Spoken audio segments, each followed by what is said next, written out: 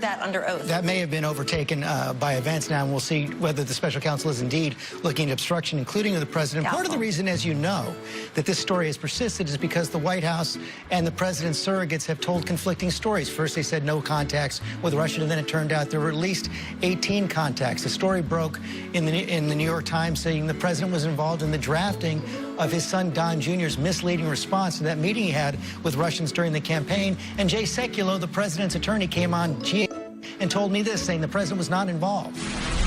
The president didn't sign off on anything. The president wasn't involved in that. Well, the New York Times says that he was involved in it, that several people on the plane were involved in it as well. So you're disputing That's incorrect. That account from the New York Times. Yes.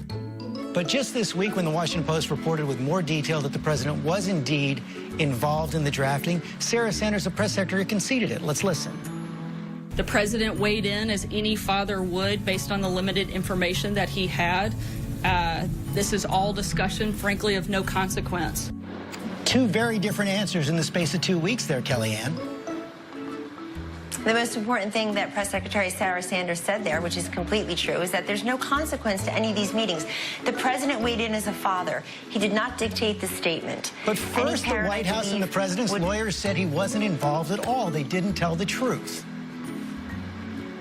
George, you know, I know there's this whole thing about where everybody wants to take this about telling the truth. You know, let's talk about, let's talk about telling the truth. Let's talk about a president looking Americans in the eye who are still suffering 8 years later, who were lied to. If you like your plan, you can keep your plan. If you like your doctor, you can keep your doctor. Benghazi happened because of a video. Go tell the families of those 4 innocent Americans you're simply who were changing the slaughtered in subject Benghazi, right here. that lie mattered. Hold on a second. No, that is a subject. Let's talk about credibility that impacts Obama people. and Hillary Clinton. Right there, I said Those were big lies. directly different responses within 2 weeks. How do you explain that? Can the president and his team get control of that and be open and truthful about the Russia investigation?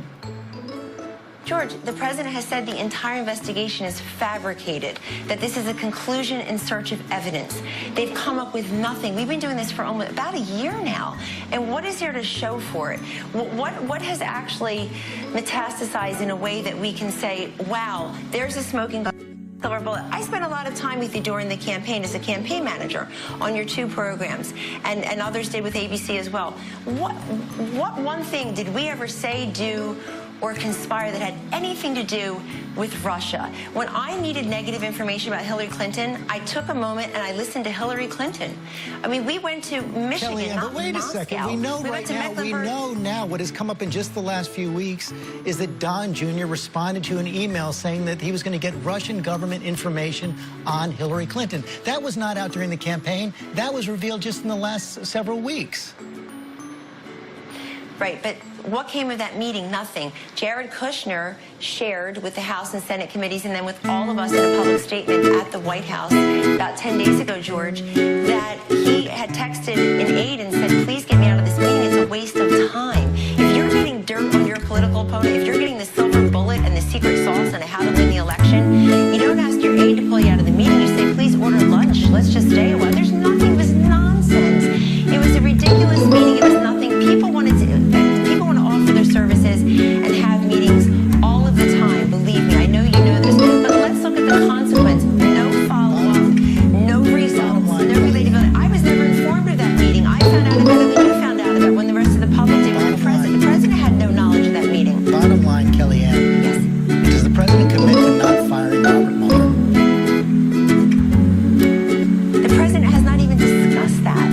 The president is not discussing firing Bob Mueller. But will he commit not to firing? And cooperating with, he has not even discussed not firing. He has not discussed firing Bob Mueller. That's not and in what I'm fact, asking. Ty Cobb, well, hold on, I'm not the president's lawyer here, but I will tell you as his counselor, he is not discussing that.